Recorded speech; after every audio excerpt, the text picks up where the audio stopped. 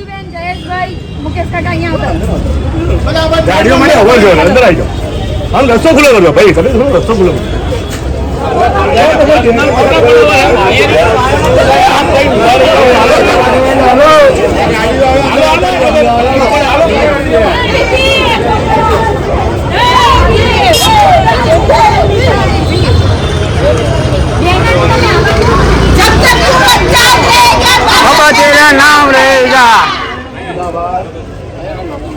મારું નામ કમલેશભાઈ દવે, એમઆરબી ગુજરાત આજરોજ અમે મહેનતપુરા આંબાવાડી ત્યાંથી આવ્યા છીએ અને જે કોર્પોરેશનની ઓફિસ છે અહીંયા જે રીડેવલપમેન્ટ સ્લમ વિભાગ છે, મેયર છે, કમિશનર છે, એમને રજૂઆત કરવા આવ્યા છે કે ભાઈ આંબાવાડી મહેનતપુરામાં જે રીડેવલપમેન્ટ થઈ રહ્યું છે એ કોઈ કામનું નથી, કારણ કે આ લોકોના મકાન મોટા વિશાળ છે અને આ રીડેવલપમેન્ટની કોઈ જરૂરિયાત છે નહીં, જેથી કરીને રીડેવલપમેન્ટ રદ કરવામાં આવે. બિલ્ડર દ્વારા અને બિલ્ડરના જે પણ માણસો હોય તેના દ્વારા દાદ ધમકી આપવામાં ના આવે અને કોઈને ફોસલાવવામાં ના આવે તેવી અમે અહીંયા રજૂઆત કરવા. રીડેવલપમેન્ટ સંપૂર્ણ રદ જ થવું જોઈએ એવી અમારી માંગણી છે, બીજી કોઈ માંગણી નથી. રીડેવલપમેન્ટ થવું જ ના જોઈએ.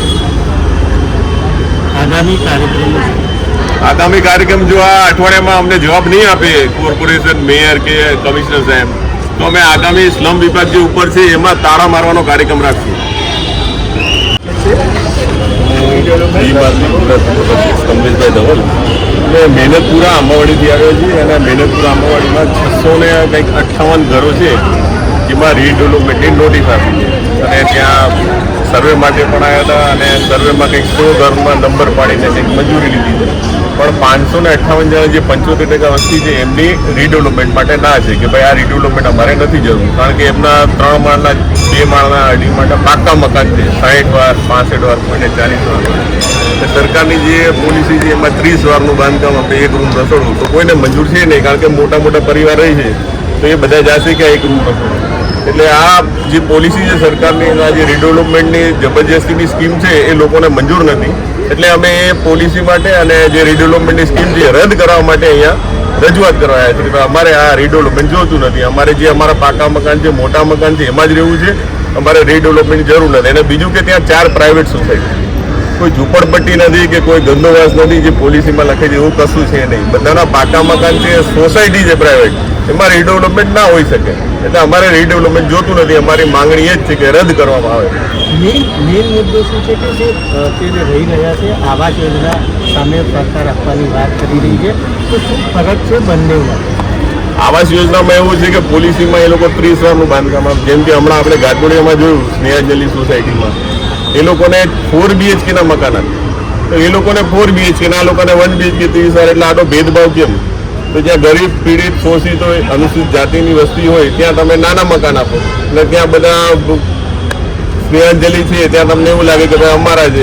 મુખ્યમંત્રી એવું કહેતા હોય કે હું નહીં થવા દઉં, એ લોકોને તમે 4 BHK આપીને ત્યાં તોડ્યા, તો આ લોકોને કેમ 4 BHK નથી આપ્યા? એટલે એ લોકોની વ્યવસ્થા પ્રમાણે તમે મોટા મકાન આપો, સારા વિશાળ જે એમના મકાન છે એવા મકાન આપો તો એ લોકો મંજૂર થાય.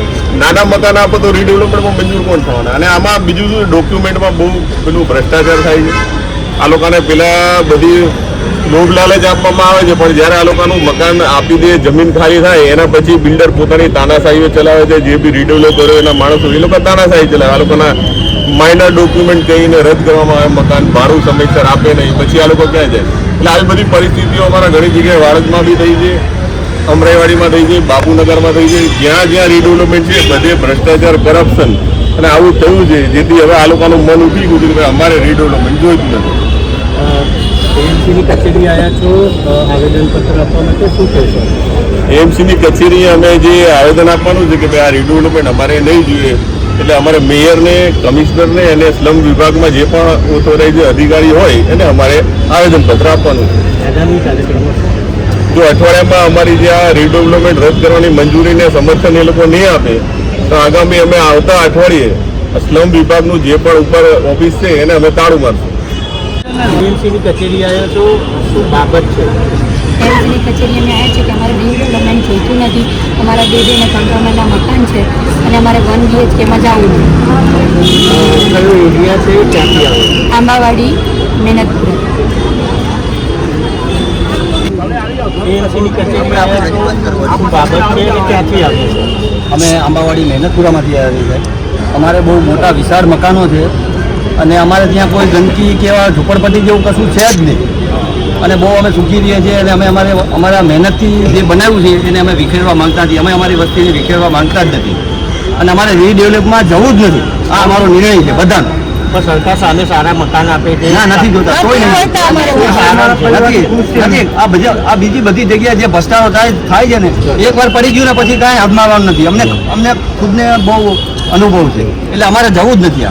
અમે અમારી જે દુનિયામાં છીએ અમે સુખી છીએ બસ. આગામી કાર્યક્રમો શું રહેશે? આગામી કાર્યક્રમો શું રહેશે?